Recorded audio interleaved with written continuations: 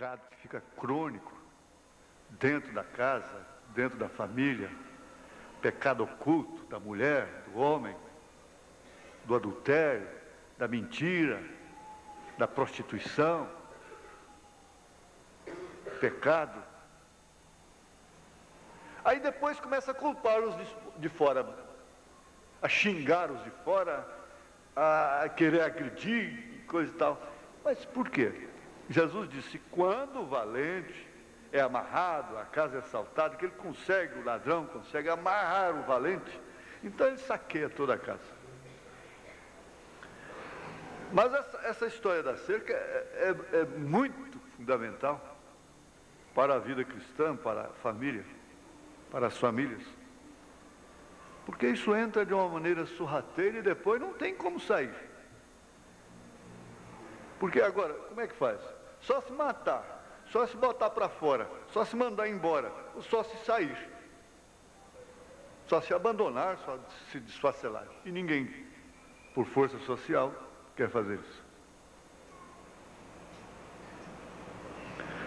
E o certo é que nós temos aí um montão de homens sujeitos a espíritos, de mulheres carregadas de pecado por causa da ordem social, para não destruir a família.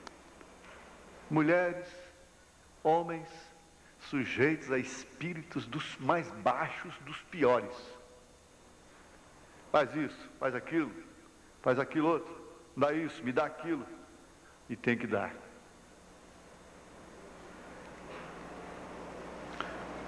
Um pouquinho de humor. Vocês que foram criados em fazenda, conhecem fazenda, criação de porcos mostra isso. O leitãozinho passa no buraco da cerca, do curral, que é a cerca de pau em pé. E vai lá no soro, enquanto tem soro, ele está esticando, enquanto tem couro, ele está tomando soro. Esticando a barriga que vira um tamborzinho. Não é verdade? Pode bater, vai pum, pum, pum, pum, pum. Aí quando ele vai voltar, engarrancha no buraco, que a barriga não deixa passar. E aí dando a gritar, e o negócio vira um canudo para trás. O irmão Prata lembrou aqui, ó. Não é verdade, irmão? Ainda bem que a coisa escapa, né? Mas até lá já recebeu muita mordida de cachorro, viu? Meus irmãos, isso é para meditar mesmo. O fundamento da meditação está nisso. Todas as vezes que Israel fracassou, não foi gigantismo do inimigo, não foi força do inimigo. Para você ter uma ideia, ele acabou de vencer a Jericó, derrubou tudo por terra, acabou com tudo. Logo ali na frente tinha uma cidadezinha muito pequena chamada Ai, né? Ai.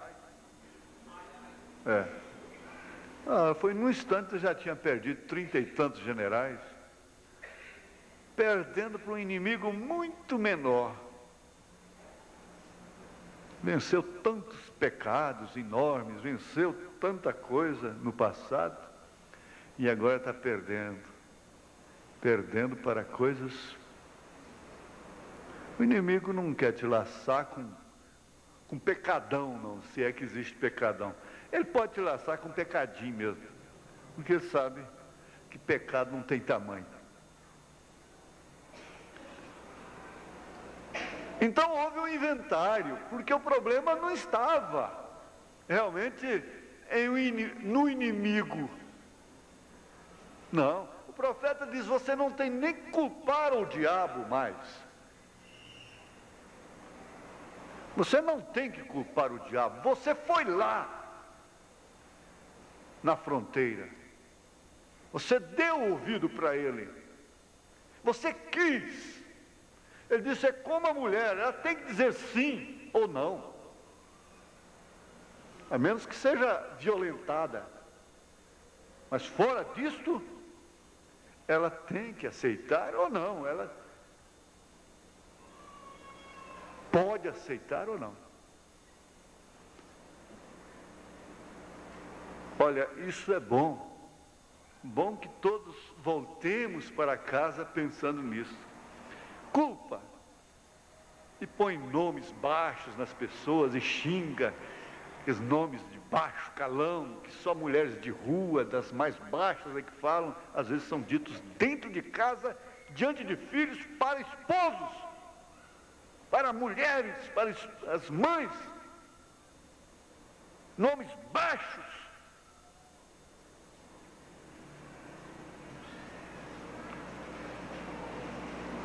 O que vem na boca fala. Mas a culpa não está na outra, no outro, no vizinho, não. A culpa está lá dentro de casa. Um pregador que trabalhou comigo há algum tempo, irmão Valmo, de vez em quando ele dava uma mensagem assim: o seu problema é o seu pecado. O seu pecado é o seu problema. Você não tem que culpar a ninguém. Com razão o profeta disse: o maior inimigo que eu conheço chama-se William Marion Branham, que era ele próprio. Então, Moisés escolheu ser maltratado não pelo inimigo, mas aquele do Salmo 55, que come no prato, que é amigo, que fomos à casa de Deus juntos. É Salmo 55, não é? Vamos lá? Quando a gente chega a uma fase que você tem tanta confiança na palavra que não se preocupa em pregar. É 55 mesmo? Hã? É. Verso 12. Pois não era um inimigo que me afrontava, então eu o teria suportado. Nem era o que me aborrecia que se engrandecia contra mim, porque dele me teria escondido. Mas eras tu, homem, meu igual, meu guia e meu íntimo amigo. Praticávamos juntos suavemente e íamos com a multidão à casa de Deus.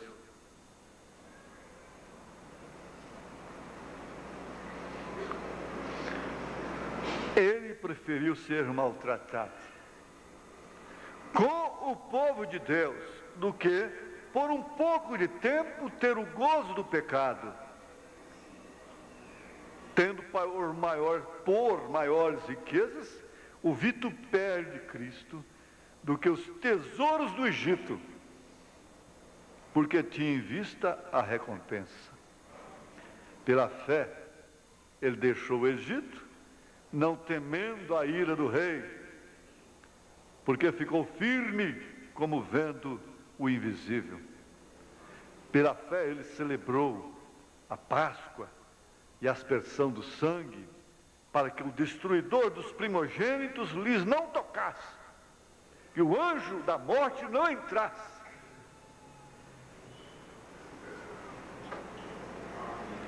Pela fé passaram o mar vermelho como por terra seca, o que intentando os egípcios se afogaram. Pela fé caíram os muros de Jericó, sendo rodeados durante 7 dias. Olha, aquele homem estava identificado com sua chamada. E todos quantos estiveram com ele ali no deserto, e que estiveram identificados com a sua chamada, tiveram a mesma recompensa. Você tem que entender que a criança, a moça, o moço, o adolescente, não é? o jovem já feito, o homem, a mulher. Cada pessoa tem uma chamada. A coisa que precisa acontecer de sublime na sua vida é, sem dúvida alguma, a sua identificação com a sua chamada. Porque então você terá um auto-reconhecimento que você é chamado,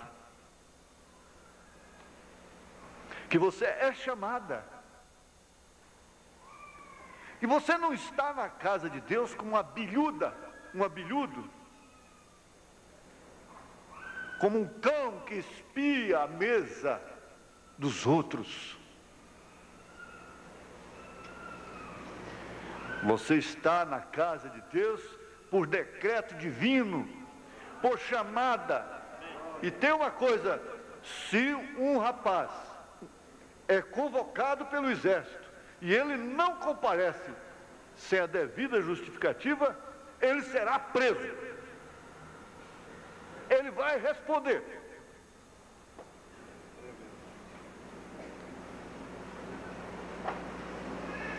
Por isso, se você é chamada pela presciência divina, o melhor que você faz é atender essa chamada.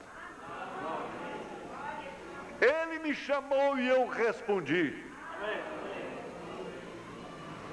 Se você é chamado pela presciência divina, o melhor que você faz é se submeter a essa chamada, é comparecer, independentemente de seu estado, de suas condições, porque ele sabia, desde antes da fundação do mundo, quem seria você.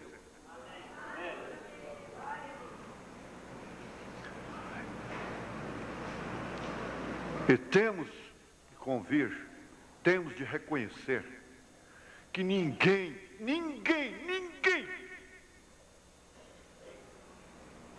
vem para esta mensagem sem a chamada divina, porque ela não é para quem quer, ela não é para quem corre, ela não é para quem busca, ela é para quem Deus chama. Então, minha filha, meu filho, a mamãe dizia assim: não adianta, meu filho, não adianta, você é chamado. Você quer bater com a cabeça na parede? Você quer adquirir marcas? Você quer dificultar mais sua vida? Então tente mais lá por fora. Tente. Seja teimosa, seja teimoso, vá, continue. No seu êxodo, quer dizer, saída da casa de Deus, da casa do Pai, mas vai chegar a hora de você desejar comer bolotas de porcos.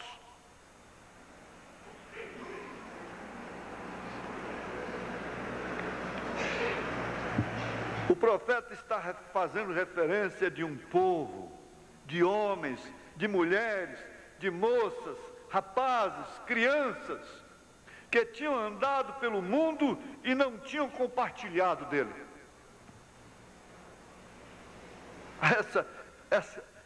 Essa é, como dizem, é boa. Veja.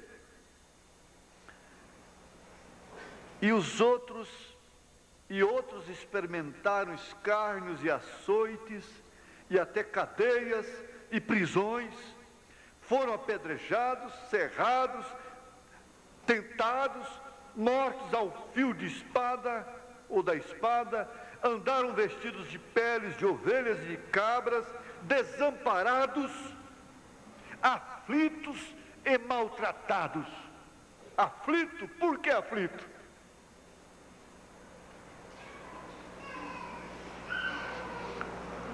Está aqui uma coisa, que às vezes quando a gente olha para determinadas pessoas, as quais nós não suportamos até mesmo pelo seu cheiro. E quando nós as abraçamos ou sorrimos com elas, é como se nós estivéssemos fazendo uma grande coisa. É como se nós fôssemos bem humildes. Ah, eu sou humilde porque eu abraço aquela irmãzinha, aquele irmãozinho. Nós temos que lembrar disso aqui. Dos quais o mundo não era digno. O mundo não é digno dessa gente simples e humilde que crê, que é chamada. Se envergonhar de uma pessoa como esta é se envergonhar de Cristo. Quantas filhas têm vergonha de andarem com suas mães por causa do estado delas?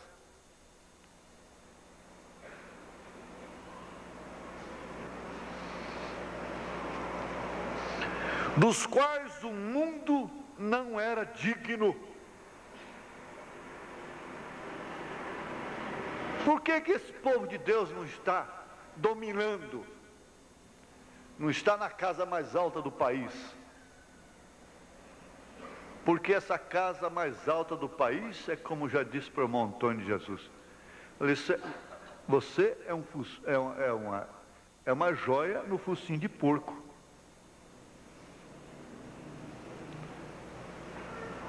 É uma pérola no focinho de porco. Porque o porco fuça muito, então o fazendeiro pega, o criador lá, pega e faz uma argola de arame e mete no focinho. Para ele não ficar fuçando demais, estragando as cercas, aquelas coisas assim. Porque a argola pega lá e dói nele, certo? Ele recua, não é? Olha, espera aí. Jesus disse, não lanceis as vossas pérolas aos porcos. Você sabe por que os filhos de Deus não estão lá? Realmente, os eleitos da noiva? Porque esse reino não é deles. Se fosse, eles pelejariam por ele. Jesus disse assim. Por quê? Eles não são dignos. O mundo não é digno.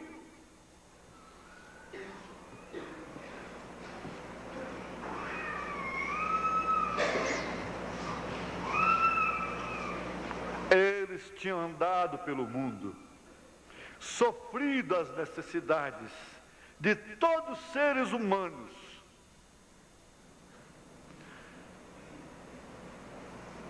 Mas tem uma coisa, eles não tinham compartilhado dele. Eles não tinham permitido aos sistemas do mundo vencê-los. Quando os nomes ilustres daquela era tinham se curvado aos acenos carinhosos do Estado, e escolhido a mente política, ao invés da mente espiritual, e se puseram em seu caminho de volta ao mundo, estes poucos permaneceram com a palavra de Deus, e deste modo honraram o Senhor, honraram ao Senhor. É isso que você está fazendo.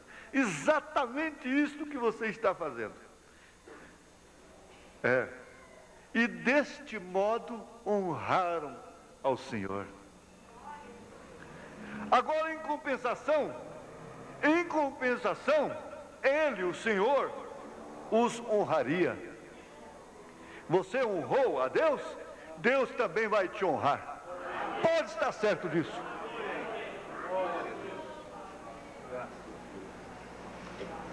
Pode estar certo disto. Você está identificado com Ele, não pelos seus méritos, mas pela sua chamada.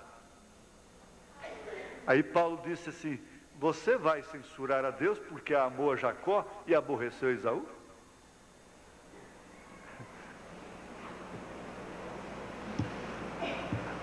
A lei da compensação. Em compensação, ele os honraria. Sabe por quê? Porque eles andarão com ele de branco. Ah, mas isso aqui faz crescer o espírito.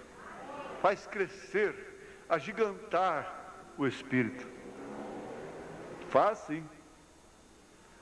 Porque eles andarão com ele, com o Senhor, de branco. De branco. De branco. E veja o que vem aqui na frente. Eles tinham identificado a si mesmos com ele na terra, e agora ele identifica-se a si mesmo com eles na Nova Jerusalém. Você está se identificando com ele agora, ele se identificará com você na Nova Jerusalém. E quão maravilhosa será esta identificação! Ela me faz regozijar e também me faz chorar em pensar de sua condescendência, pois vocês notaram que ele não está vestido de uma cor diferente da dos santos, como os líderes da terra fariam. Não, eles são iguais a ele. Eles são iguais a ele. Olha, preste atenção, escute. Eles são iguais a ele. São iguais. Ele é igual a eles. Eles são iguais a ele. Assim como João disse, porque eles o verão assim como ele é.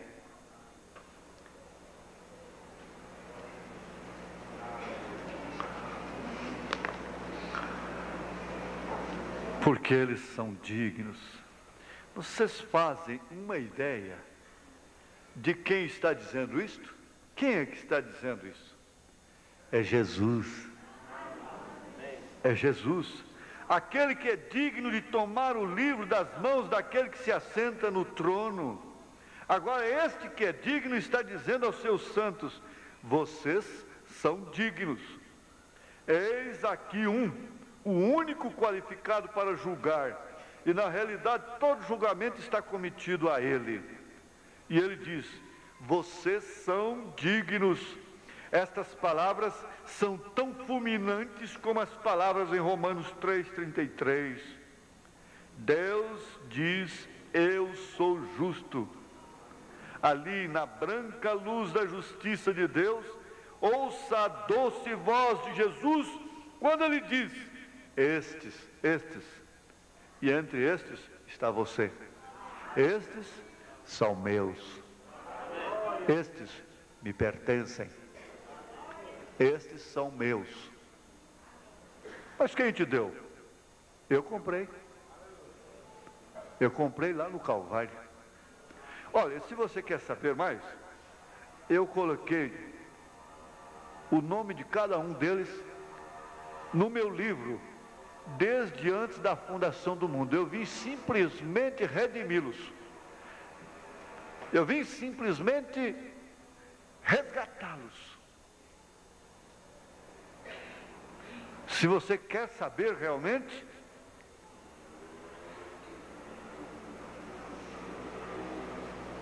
eu fui sacrificado desde antes da fundação do mundo, diz o Senhor.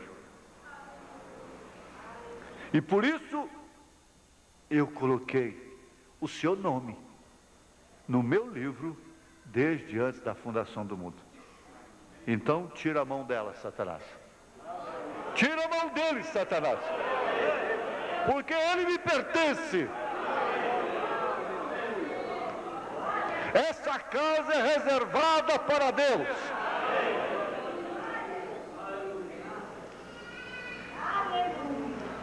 O sinal do sangue está nela. O sinal do sangue está nele.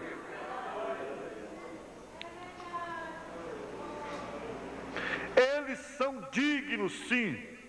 Eles andarão comigo com a mesma vestimenta que eu tenho. Vocês não viram aí a parábola da grande ceia? E que o Senhor da ceia proveu a vestimenta para todos os convidados? E não tinha nenhum lá de gravata, paletó, e o outro de camisa remendada. Um de sapatos novos e o outro de sandália furada. Não.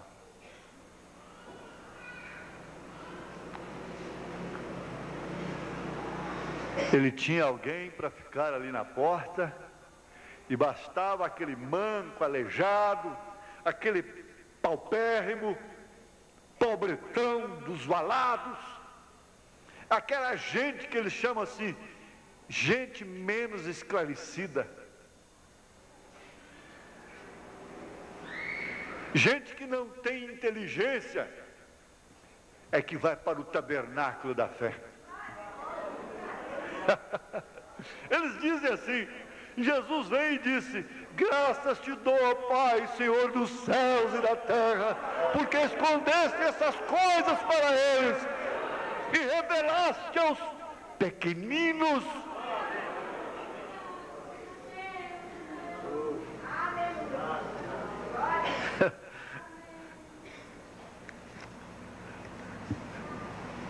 Eu estou lendo a mensagem de Sardes, Sardes, parágrafo 70. Aqui o 110 também, ele disse, se referindo à noiva: agora podemos ver porque a noiva, ela estava nele como Eva estava em Adão, redimida, comprada de volta pelo dono original, e não pode jamais ter seus nomes, ter os nomes de seus membros retirados do registro. Ela é uma parte dele. Ele se casou com ela e não tem por que se divorciar dela, porque ela o respeita. A primeira mulher adulterou, casou-se, deitou-se com o Estado, ele a repudiou, vomitou de sua boca. A igreja que casou com o Estado, Jesus vomitou-a de sua boca. E quando a mulher casa com um homem rico, ela fica rica também. Ela é rica, abastada. Ela tem poder político, religioso. Mas ela é a grande prostituta de Apocalipse, capítulo 17. Ela foi repudiada. Ele não é um tolerante. Ele não tem que dar satisfação à ordem social. Ele a repudiou.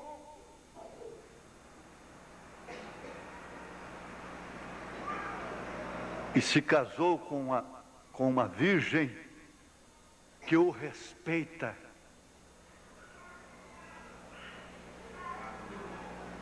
Que o respeita de coração.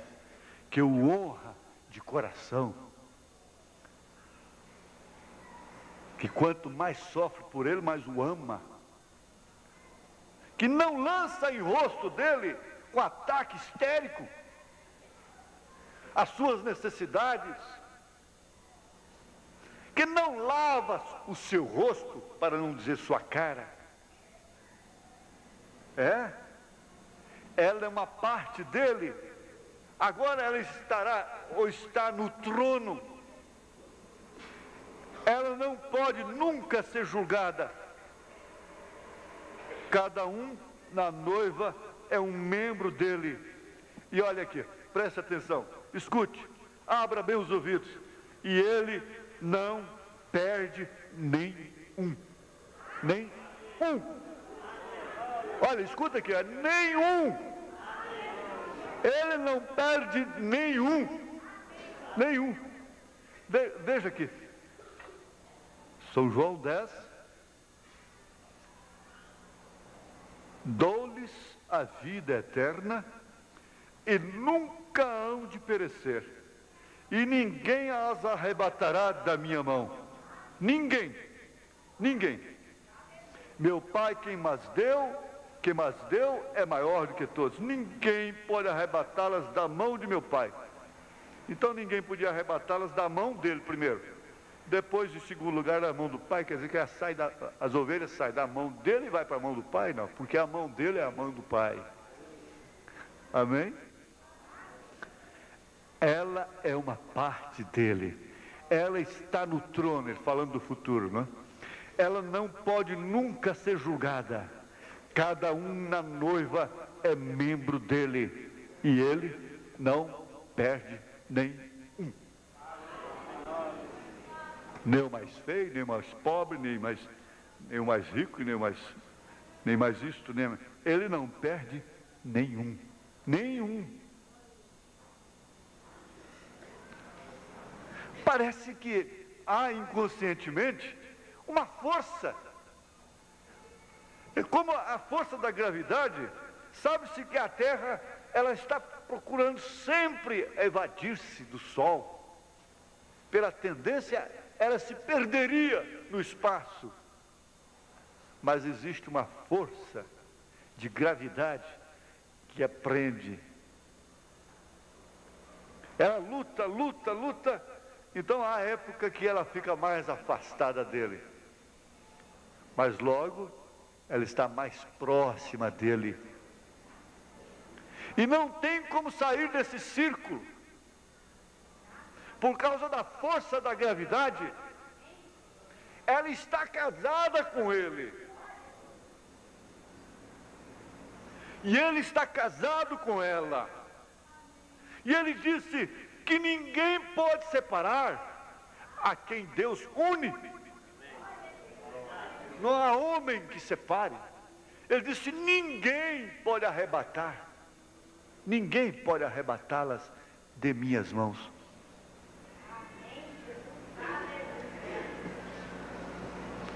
Agora, vamos voltar lá no princípio.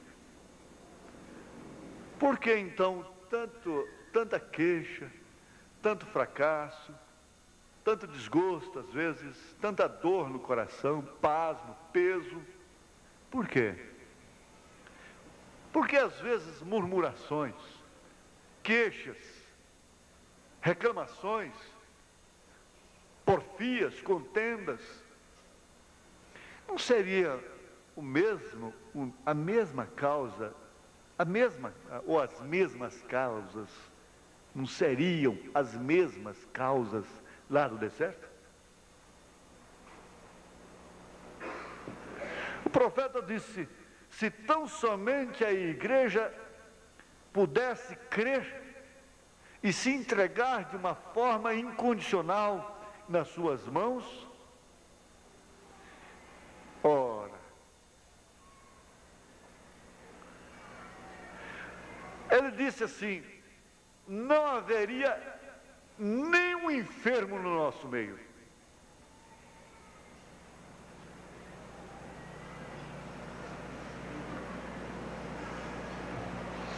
Não haveria nenhum problema crônico de casamento, crônico, que só Deus pode resolver.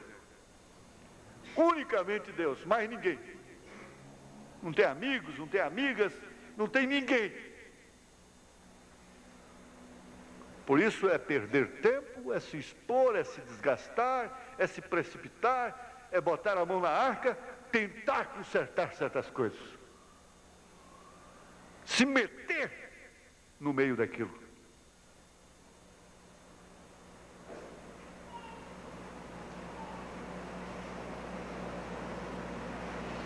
Paulo disse, ainda aqui na carta aos Coríntios, ele diz assim: Eu não pude, irmãos, eu não vos pude falar como espirituais, mas como a carnais, como a meninos em Cristo. Mas, Paulo, espera aí, você tem uma igreja que você chama de carnal? Você se põe na frente, uma igreja que enfrenta até cadeia por causa do nome de Jesus? E você chega e diz que esse povo é carnal, que você não pode falar a esse povo como a espirituais. Ele diz assim, são carnais. Eu os criei com leite, e não com manjar, porque ainda não, ele dizendo à igreja, ainda não podíeis, nem tampouco ainda agora podeis. O que é isso? Porque ainda sois carnais. Espere aí, depois de tanto tempo, tendo um pastor como Paulo, para começar, Paulo não tinha mulher, não tinha filho, não tinha ninguém, para ninguém acusar.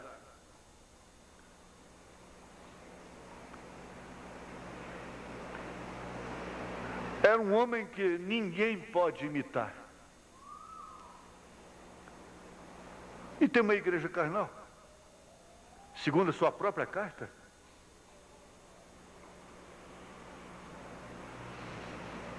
Aí que está a diferença,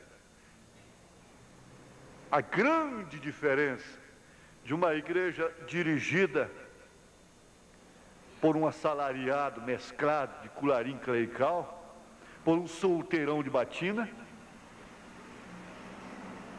A diferença de uma igreja dirigida por um papa, por um reverendo, da igreja dirigida por um apóstolo. Porque o apóstolo, o profeta, reconhece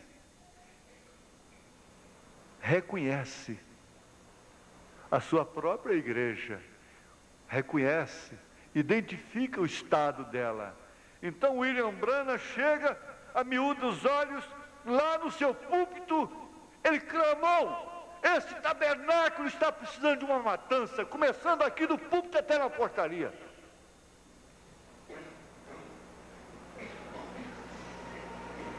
Agora, isso é realmente ministério, é confiança.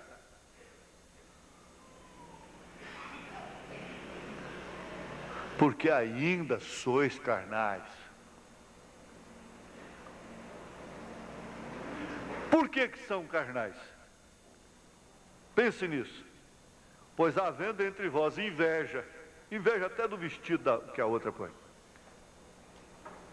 contendas por causa de lugar. Isso é baixo demais, gente. Isso é carnal demais. Mocinhas, quantas vezes vocês brigam aí por causa de lugar? Eu não estou me referindo a vocês, bem entendido, a determinadas pessoas, é claro. Às vezes tem acontecido de irmãos sair do culto e ir embora por causa de lugar.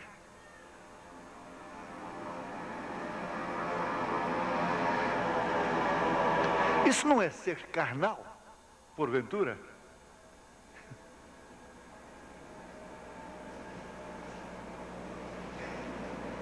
Espera um pouquinho.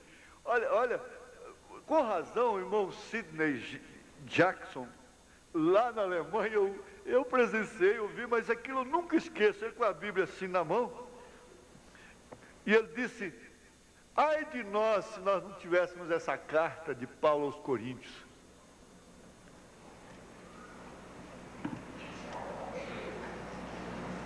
Olha, havendo entre vós inveja, contendas por causa de quê? Por causa do namorado.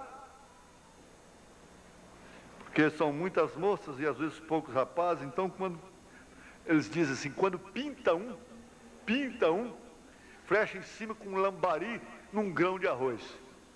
Aí pega quem puder.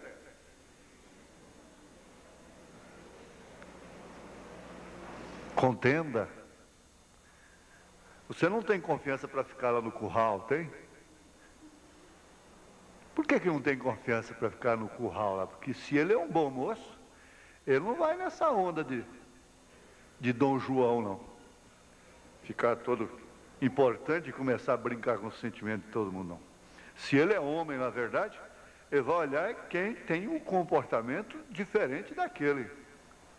Ele não vai nessa polêmica, não, nessa disputa, não. Ele deixa as que estão disputando e vão procurar alguém, vai procurar alguém que está lá no curral. Você sabe a linguagem, o visitante não pode entender, porque eu também não posso contar toda a história. Um rapaz muito rico chegou na fazenda dele, as moças deram festa lá, e ele se enjoou daquilo e foi lá para o curral. Lá ele encontrou uma prima órfã lá, lavando vasilhas, e foi aqui ele escolheu. As contendas, porfias, maledicência, murmurações,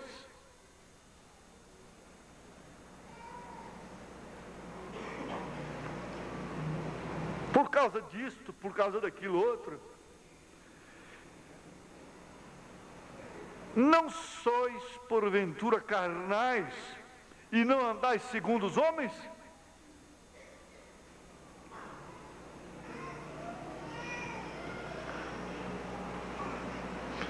Irmãos,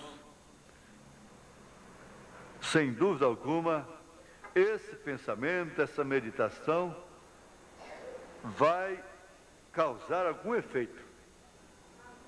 Se você atinar para isso, a pessoa mais humilde que está aqui dentro, mais simples de entender as coisas, você tem que entender isto aqui. Todas as derrotas que Israel teve lá no curso da viagem para a terra prometida, não se deveu à fortaleza do inimigo. O inimigo cresceu quando a causa estava dentro de Israel. Ai, que era muito menor que Jericó, porque Acã pegou dos despojos de Jericó, capa babilônica, moedas de ouro. Cada coisa dessa tem um significado na vida. E ocultou aquilo na sua tenda.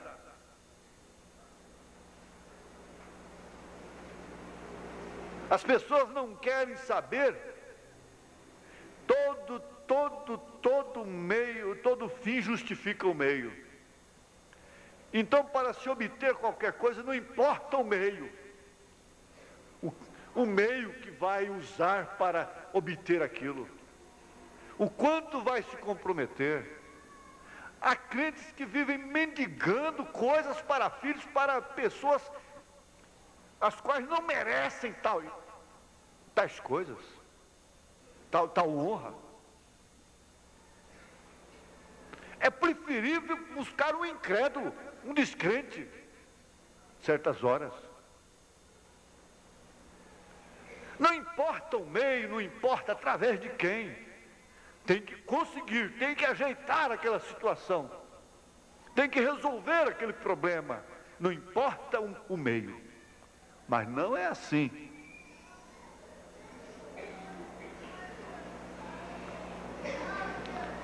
O fim não pode justificar o meio em todos os sentidos, em todas as ocasiões da vida.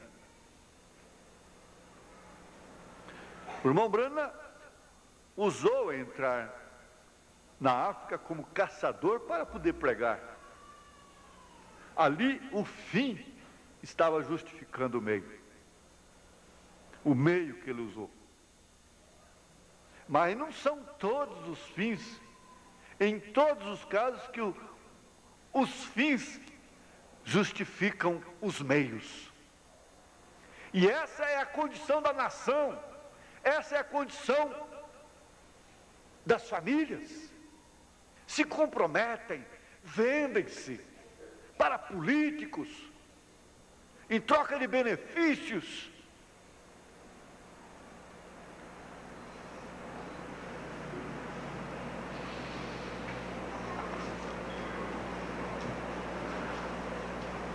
Um grande político me disse uma vez: pastor, essa gente aí não tem mesmo reserva.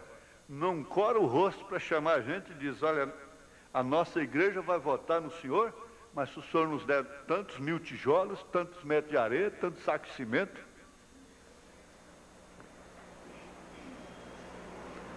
Que coisa!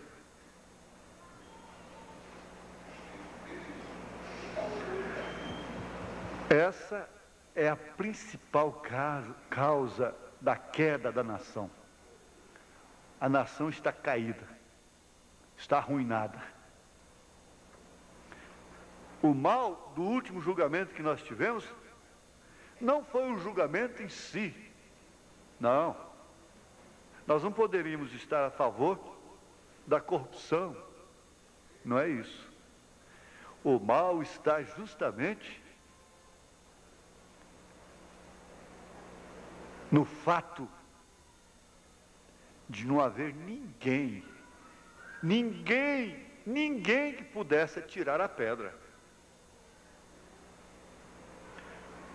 Não há ninguém que pode atirar pedra, nem lá fora, nem aqui dentro. Então aquele que estivesse em pecado, atire a primeira pedra. O grande mal hoje é este, é que todos querem atirar pedra. E às vezes, para não usar um termo assim, muito popular, vulgar, quando vão atirar a pedra, a cauda embaraça a sua mão. Até erra o tiro porque a cauda, vocês estão entendendo, né? A cauda, quer dizer, aquilo que tem atrás de si atrapalha.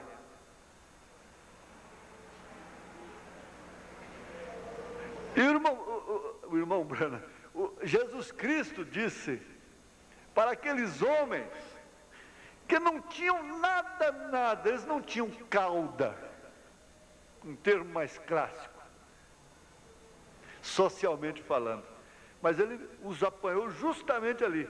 Aquele que estivesse em pecado, atire a primeira pedra.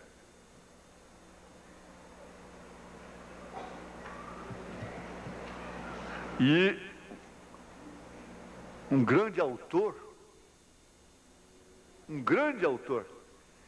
ele desenvolveu uma cena naquele instante ali, idêntica a essas revelações do irmão Branham. Aí então, aquele chefe daqueles acusadores, o líder deles, Jesus falou com ele. É uma inferência, mas disse, atira você. E a Edith, aquela mulher que você anda escondido com ela, a Edith, você pensa que eu não sei? E a Edith, por que você não apedreja ela?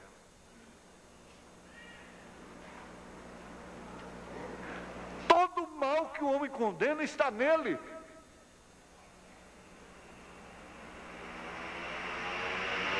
Aí fora, há homens chegando em casa rasgados. E todos unhados. A arma delas mais é as unhas, por isso já crescem tanto. E são chamadas de gatas, né? Por quê? É porque ele está flertando com outro. Quando ela tem 2, 3 amantes.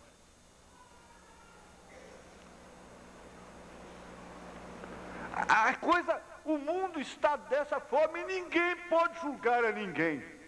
Ninguém pode atirar a pedra.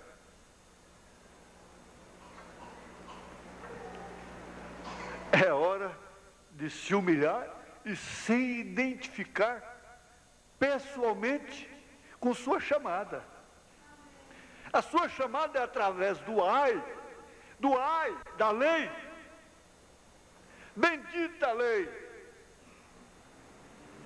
diria Maria Madalena, que me levou a Jesus Cristo, quando eu merecia realmente morrer apedrejada. Por isso, ela soube agradecer. Por isso, ela soube com sua atitude dizer: Cristo, eu te amo. Por isso ela lavou os seus pés. O irmão Branham gostou tanto dessa passagem. Ela banhou os seus pés com lágrimas. Ela enxugou seus pés com seu próprio cabelo, que apesar de ser uma meretriz, não cortava seu cabelo. Tinha cabelo na cabeça para enxugar os pés de Jesus. E quantas senhoras, damas, não têm suficiente luz para entender que uma mulher não pode cortar seu cabelo? Culpados são os líderes, é a religião mãe, os intérpretes da Bíblia. Outro dia eu mostrei para uma senhora: olha, você está perdendo a batalha, porque o que te dá poder até sobre anjos você cortou. Quando o cabelo dava força para Sansão e ele cortou, ele perdeu a força. O cabelo dá força para a mulher. Eles creem em ferraduras, creem em santo de barro e de pedra, mas não creem naquilo que realmente Deus estabeleceu. Deus pôs isso na mulher. A mulher é muito mais forte do que o homem.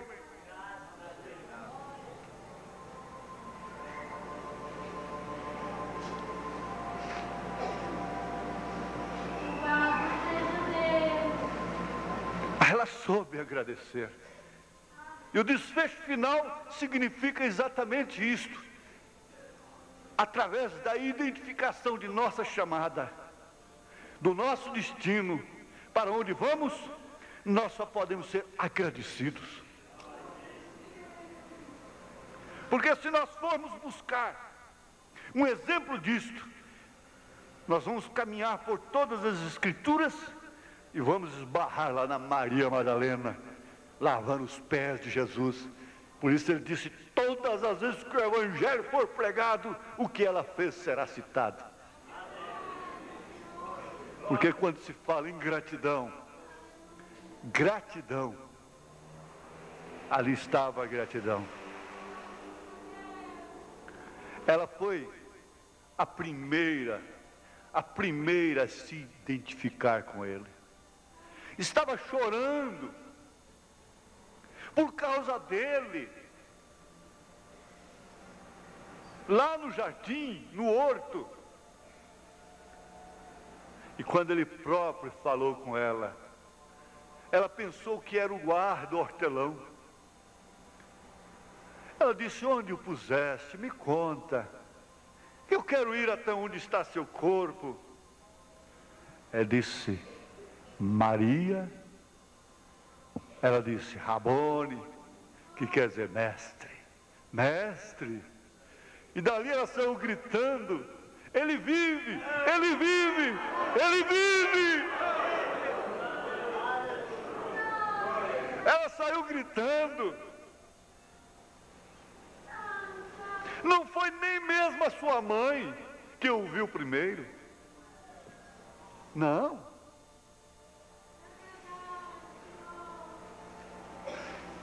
Por que ela ficou tão impregnada com Jesus?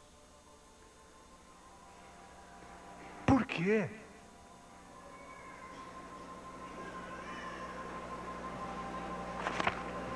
A ponto de ser a primeira.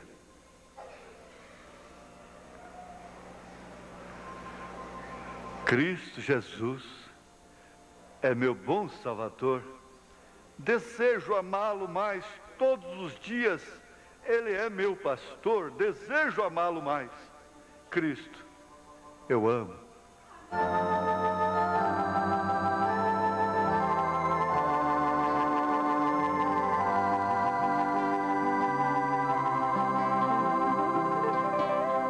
Cristo Jesus é meu bom Salvador. Desejo amar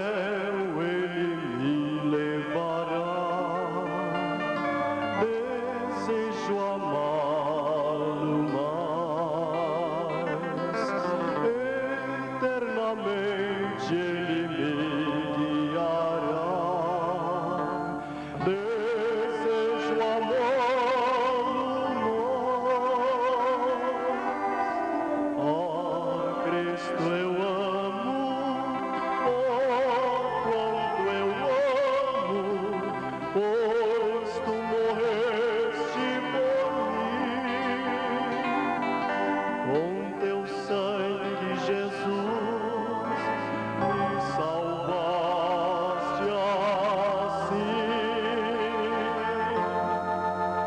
Em gratidão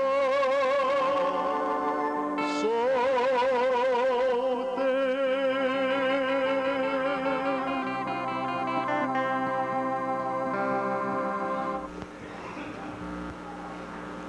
Algum visitante que queira manifestar a sua gratidão a Deus,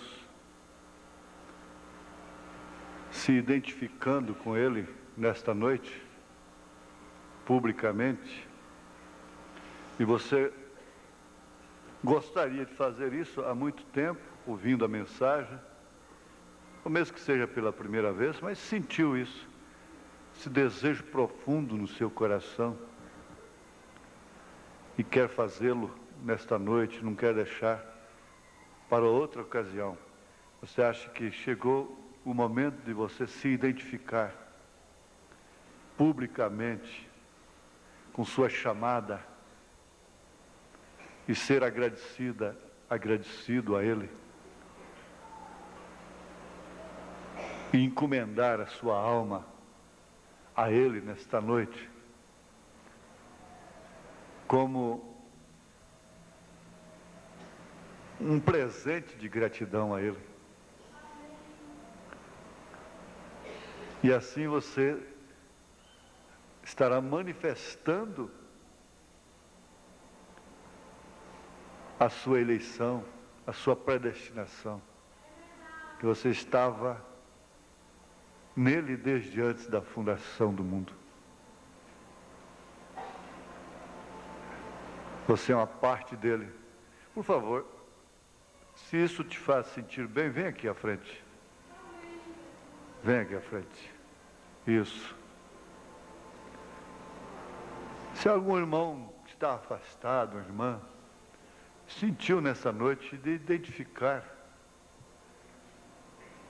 a sua chamada e quer fazê-lo oficialmente, publicamente nesta noite, assim, nessa naturalidade,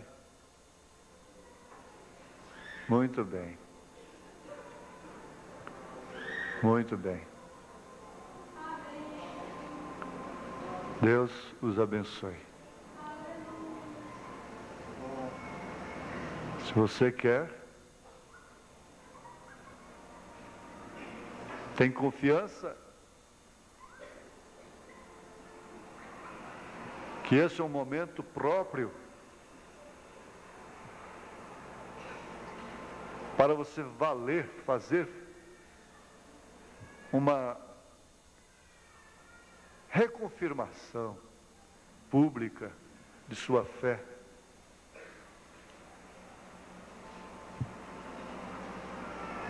Você não tem como ficar sem se identificar.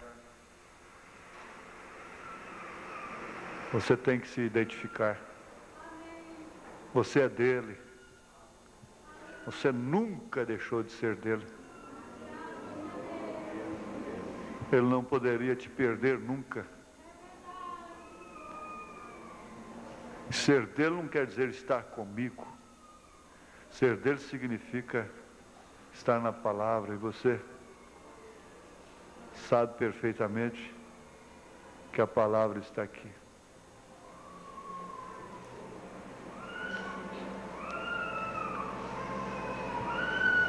Fazia tempo que eu não fazia essa chamada, e graças a Deus, hoje ela nos deixa muito felizes.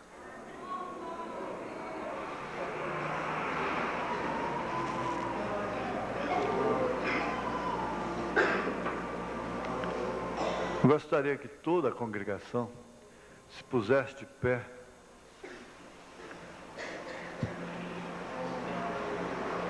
e mesmo de olhos abertos,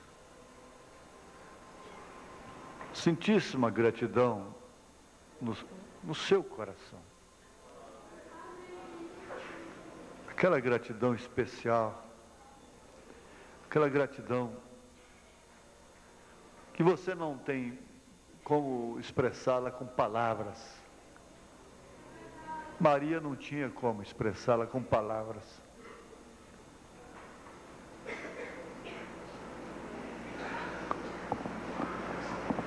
Senhor, aqui nós temos uma grande vitória. Vitória do trono da graça. Vitória de almas. Não é vitória de igreja, nem de exército, nem de política, né? De organização religiosa, de homem, de pastor. É vitória de trono. Porque a vitória do trono significa que ele já venceu, já está sentado no trono. É vitória da alma. É uma identificação que cada um faz publicamente diante do Senhor, com sabor, um sabor de quem está se rendendo à sua própria eleição, à sua própria predestinação, à sua própria escolha, porque foi escolhido desde antes da fundação do mundo. Por isso não é uma humilhação, isso não é uma sujeição a um sistema, isso é uma questão de ser, é que é assim, desde antes da fundação do mundo. Vocês são filhas e filhos de Deus, vocês são parte dele, e da maneira que ele está vestido, a sua noiva também está vestida. Ó Deus, põe a tua bênção sobre estas vidas, e sela esta identificação pública, essa reidentificação, sela, Senhor, essa decisão de permanecer ao lado daqueles que são atribulados, que estão machucados, que estão cheios de cicatrizes, e têm caído muito, mas têm se levantado, graças a Deus, porque o cair é do homem, mas se levantar é de Deus. Mantenha cada um dos teus filhos nas tuas mãos.